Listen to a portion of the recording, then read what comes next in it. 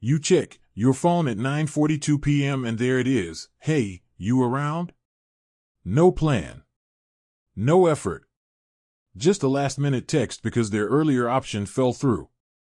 You already know the pattern. You weren't the first call. You were the convenient one. You tell yourself it's not a big deal. You say yes anyway. You accept convenience-level love because you're afraid that asking for more will leave you with nothing. Here's the sentence you can use today. I'm not available for last-minute plans, but I'd be open to something scheduled in advance. Send that once, and then put your phone down. In the next 10 minutes, something surprising happens. The anxiety drops. You stop staring at the screen waiting for approval. Your chest loosens because you didn't chase. You didn't negotiate your own value. You just stated a standard. Educational content inspired by classical Stoic texts. Not medical, psychological, financial, or legal advice. This won't make you dramatic, but it will stop you from shrinking. The pain isn't that they're busy. The pain is that you rearrange your life for someone who only rearranges theirs when it costs them nothing. You sit at dinner checking your phone in case they text. You leave the weekend half open just in case. You pretend you're chill, but inside you feel small. This is costing you time, energy, and most of all, self-respect. You don't need them to suddenly transform. You need an access rule. By the end of this, you'll be able to recognize convenience behavior quickly, respond with clarity instead of hope, and feel steady because you choose what level of access people get to you. If you value grounded, practical tools like this, subscribe. This channel is built to help you think clearly under emotional pressure. And remember, control what you can control. First, you'll see how convenience-level connection trains you to accept crumbs. Next, you'll learn a clear access rule that quietly raises your standards without drama. Then, you'll practice consequence clarity so boundaries don't turn into power plays. Finally, you'll watch how this looks in a real moment where your old pattern almost wins. Later, you're going to face a text that would have hooked you instantly, and you'll handle it differently. You're at work on a Friday afternoon. Your calendar is full next week. You've already made plans with a friend for Saturday. Then your phone buzzes. Hey, what are you up to tonight? It's the same person who canceled on you last week because something came up. No apology. No acknowledgement. Just a fresh opening because they're free now. Your stomach tightens, but you feel flattered. They thought of you. Here's the microscript. I need plans that are made in advance. If you want to see me, let's lock something in earlier. That's it. No lecture. No accusation. Just a standard. Why this works is simple. You're not attacking their character. You're defining the condition under which you participate. The Stoics were clear about this. You cannot control other people's priorities, but you can control what you consent to. Every time you say yes to last-minute convenience, you reinforce the pattern. You train them that access to you requires no investment. In North America, busyness is currency. People wear full calendars like status symbols. So when someone drops into your schedule only when it suits them, it's easy to rationalize it as modern life. But look closely at the friction. When you care about something important, a job interview, a flight, a meeting with your boss, you plan. You confirm. You protect it. Effort signals value. The problem isn't occasional spontaneity. The problem is asymmetry. Convenience-level love feels like this. They text late. They cancel often. They reschedule loosely. They avoid defining anything. You adjust. You keep it casual. You tell yourself you're being flexible. But flexibility without reciprocity becomes self-abandonment. Your tiny action today is measurable. Do not accept any plan that's less than 24 hours in advance unless it was mutual and balanced before. That's your access rule. You don't announce it dramatically. You just live by it. If someone texts you at 6 p.m. for a 7 p.m. hangout and this is a repeated pattern, you respond with the script. If they never follow up with something planned, you have your answer. Slow this down for a second. Imagine the moment you're about to type sure. Notice the rush, the fear that saying no will push them away. Take one breath. Feel your feet on the ground. Remind yourself, standards filter. They don't chase. Here's where friction shows up. Maybe they respond with, wow, okay. Didn't know it was that serious. Or they joke, you're hard to book now. This is the moment most people fold. You laugh it off. You backtrack. You say, no, I didn't mean it like that. But clarity is not aggression. Calm standards feel threatening only to people who benefited from your lack of them. The Stoic lens here is internal authority. You don't measure your worth by how quickly someone wants you at 9:42 p.m. You measure it by how aligned your actions are with your values. If you value consistency, you require consistency. And here's the deeper shift: you stop interpreting convenience as proof of desirability. Being someone's backup plan is not validation. It's positioning. This matters later because without an access rule, you will constantly negotiate in real time. You'll be emotional, reactive, and confused. With an access rule, decisions become automatic. The standard speaks for you. You don't have to argue every time. Tonight, if that text comes, you won't feel powerful. You'll feel steady. And steady is stronger than dramatic. You're at a group dinner. 6 people around the table. You suggested this place 3 weeks ago. You confirmed the reservation. You showed up on time. Halfway through the night, someone says, we should all do this again soon. Everyone nods. Then the conversation shifts. No one looks at you. No one asks what works for your schedule. By the time the check comes, nothing is planned.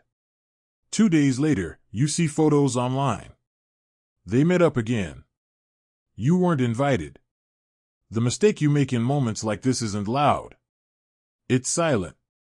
You tell yourself it's not a big deal. You downplay the sting. You double your effort next time.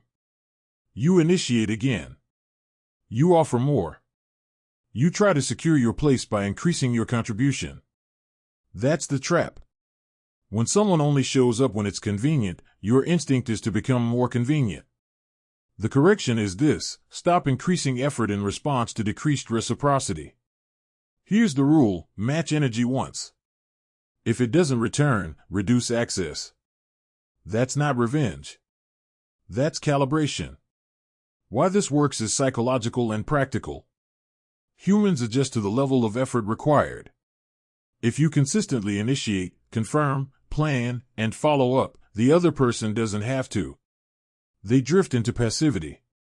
Over time, the imbalance feels normal to them. To you, it feels heavy. In the Stoic tradition, this is about voluntary participation. You are not obligated to overfunction to maintain a dynamic. If something requires you to carry it alone, it's not mutual, it's maintenance. A tiny action today: review your last 5 interactions with this person. Who initiated? Who followed through? Who adjusted their schedule? Don't guess. Count.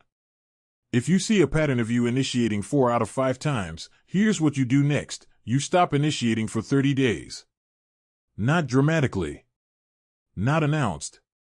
Just quietly. This is the pattern interrupt. Instead of asking, why don't they value me, ask, what happens if I remove extra effort? Pause for a breath here. Inhale slowly. Exhale longer than you inhale. Notice the discomfort. The fear is that if you stop trying, the relationship will disappear. And that fear tells you something important.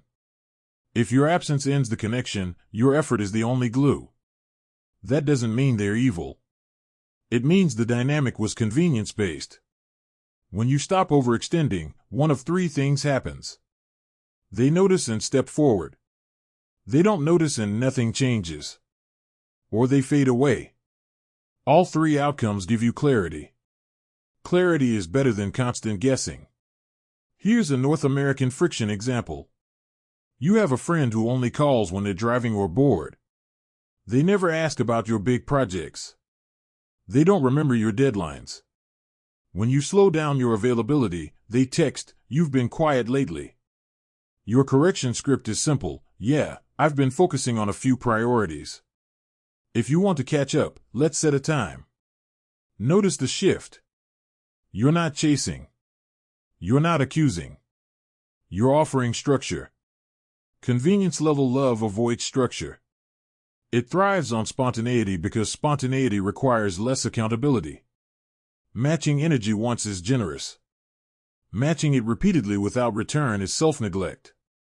And here's the deeper contrast: resentment grows in proportion to unreciprocated effort. The more you give without return, the more you silently resent them. Then one day, you explode. They're shocked. You're exhausted. The better move is gradual recalibration.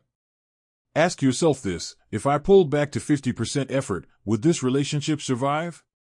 Sit with that question. Don't answer quickly.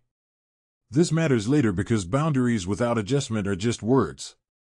You can say you deserve reciprocity all day. But if your behavior keeps compensating for imbalance, your words won't matter. Reducing effort is not a game. It's a diagnostic tool. It reveals the true structure of the connection. And once you see that structure clearly, you won't have to chase crumbs anymore. There's a common myth that if you set a boundary in a convenience-based relationship, it will automatically turn into a power struggle. You imagine them saying, "Wow, you've changed." Or, "Why are you making this a big deal?" Or the classic, "So now I have to schedule time with you."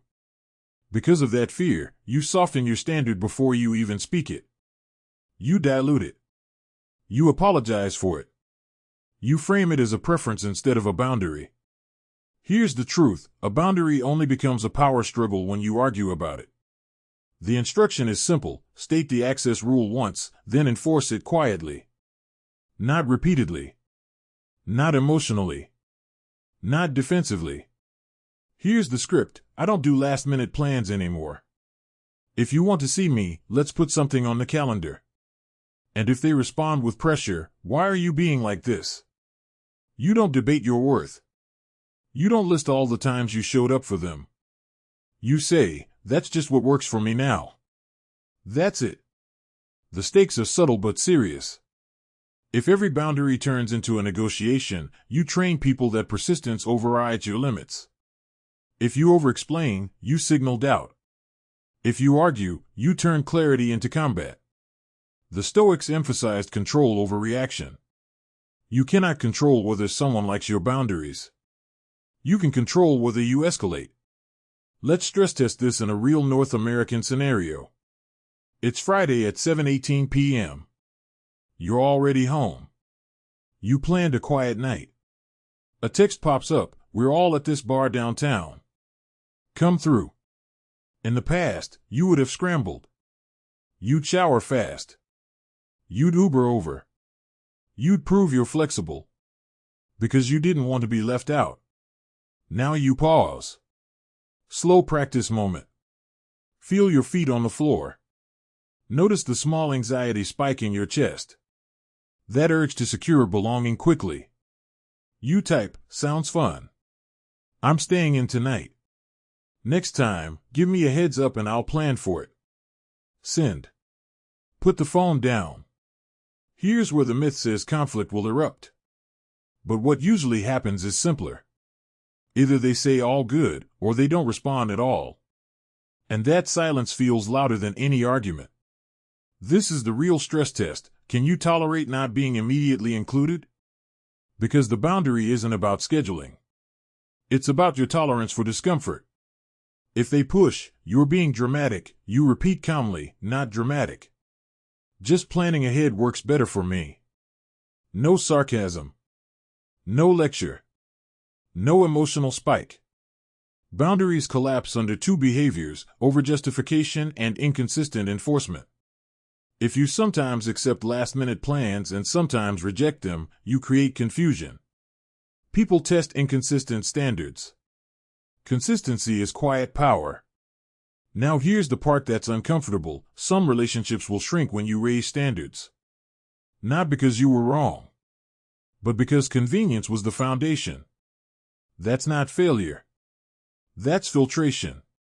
You are not responsible for maintaining access to yourself at a level that drains you. Notice the difference between this approach and aggression. You're not saying, "You never prioritize me." You're not accusing. You're not diagnosing their character. You're defining your availability. Power struggles happen when both sides try to control the other. Boundaries happen when you control yourself. And here's the important nuance: you don't need them to agree with your boundary for it to be valid. Agreement is nice. Alignment is better. But respect can exist without agreement. In a few moments, you're going to see what this looks like when the old pattern almost wins, when the invitation hits at the exact wrong time and your loneliness whispers, "Just go." That's where this becomes real. Not in theory. Not in scripts. But in the moment where convenience feels easier than self-respect. It's Tuesday night. You've had a long day. Your energy is thin, but steady. You've cooked dinner, cleaned up, and you're finally sitting on the couch with a book you've been meaning to start. Your phone lights up. It's them. "Hey, what are you doing right now?" Your stomach tightens. Not because you're excited. Because you already know what this means. You type back, "Just relaxing." Why? 3 dots. Then, "I'm near your place. Want to hang?" This is the moment. In the old pattern, you'd feel chosen. Special. Spontaneous. You'd tell yourself, "This is what connection looks like." You'd throw on different clothes. You'd push aside your tiredness. You'd rearrange your evening. And tomorrow, you'd feel that quiet drop inside your chest. Because it only ever happens on their timing. Slow practice moment. Put the phone down. Notice the dual voices. One says, "Don't be difficult. Just go." The other says, "You were fine 5 minutes ago. Why are you scrambling now?" You remember the access rule: last-minute convenience doesn't override your plan. But the old reaction almost wins. You pick up the phone. You start typing, "Sure, I guess." You delete it. You stare at the screen. You imagine them rolling their eyes if you say no. This is where boundaries feel lonely. Not dramatic. Not explosive. Just quietly lonely. You breathe. Feet on the floor. Shoulders drop. You remind yourself, "If I say yes out of fear, I'll resent it later." You type, "Tonight's not good for me. If you want to hang this week, let's set something up." You read it 3 times. It feels stiff. Too formal. Too firm. You send it anyway. Now comes the silence. 2 minutes. 5 minutes. Your mind starts narrating, you're pushing them away. You're being rigid. This is why people leave. This is the internal power struggle, not with them, but with your own fear of disconnection. Then the reply comes, "LOL, okay. Maybe Thursday." Not angry. Not dramatic. Just neutral. Something in you relaxes. Because the catastrophic story didn't happen. Thursday comes. They text earlier in the day, "Still good for tonight?" This is new. This is different. You notice something subtle: you're not rushing. You're not overextending. You're choosing. That night feels calmer. Less anxious. More mutual. Now let's rewind and show the alternative path, the one you didn't take. If you had said yes immediately, you would have felt that short spike of relief. You'd tell yourself you're easygoing. Flexible. Chill. But halfway through hanging out, you'd notice it again. The imbalance. The pattern. The fact that your time bends, and theirs stays fixed. That's how convenience-level dynamics survive, through short-term relief and long-term resentment. In this new version, something small has shifted. Not dramatically. Not perfectly. But structurally. You didn't attack. You didn't accuse me. You didn't demand more effort. You adjusted access. And here's the deeper layer. When you stopped scrambling, you stopped performing. You didn't have to prove you're fun, or available, or low maintenance. You let them meet you at a clearer standard. Now, it's important to be honest, not every story ends this smoothly. Some people don't adapt. If, after repeated clarity, they only text at 9:30 p.m. when bored, that's information. You don't need confrontation. You don't need a dramatic exit. You adjust accordingly. You respond less. You invest less. You stop expecting more than they've shown. The old reaction of almost winning isn't a weakness. It's conditioning. You were trained to equate availability with worth, to confuse immediacy with intimacy. Breaking that pattern feels unnatural at first. But something subtle grows each time you hold the line. Self-trust. You start to believe yourself when you say you want more. You start to feel less reactive to random pings and more grounded in your own plans. And here's the key, the relationship isn't fixed. It's clarified. It might grow into something more mutual. It might slowly fade. But you're no longer participating in the illusion that crumbs are a feast. You're no longer rearranging your piece to maintain access. Tonight, you're back on the couch. Book open. Phone face down. If they text again, you won't feel the same spike. Not because you don't care, but because your standard is no longer negotiable under pressure. That's not coldness. That's steadiness. And steadiness doesn't shout. It simply stays. Reacting is when your worth rises and falls with someone else's availability. Responding is when your standards stay steady regardless of who texts. Reacting is scattered, chasing, adjusting in real time. Responding is intentional, filtered, and calm. That's the shift. First, you saw the exact moment where convenience-level love sneaks in, the Friday night text, the sudden "what are you doing?" that flatters and destabilizes you at the same time. Then you replaced emotional guessing with a simple access rule that removed negotiation from the moment. Next, you learned how to speak your standard without accusation, using calm clarity instead of emotional pressure. Then you stress-tested it under friction, the eye rolls, the jokes, the subtle pushback, and stayed steady instead of backtracking. Finally, you walked through the moment where your old reaction almost won, but you paused, breathed, and chose long-term self-respect over short-term relief. This was never about controlling them. It was about controlling your consent. When someone only shows up when it's convenient, the temptation is to either overreact or overaccommodate. Overreacting turns it into a fight. Overaccommodating turns it into quiet resentment. The middle path is standards without drama.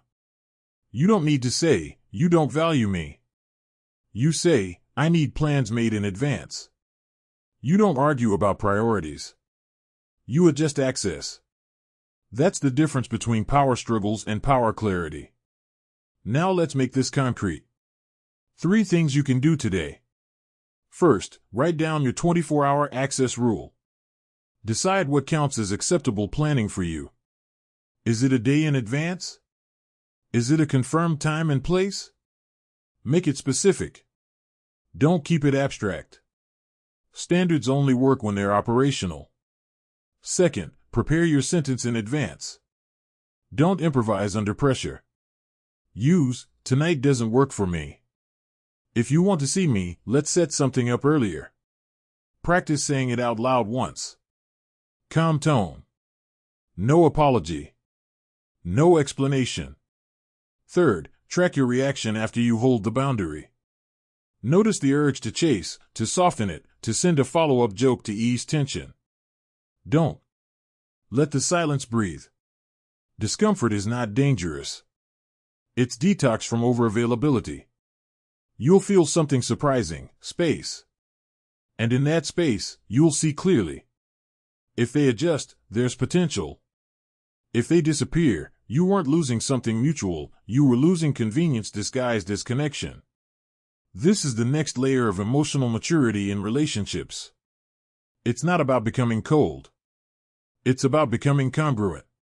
If this resonates, the next step is learning how to communicate standards without triggering defensiveness.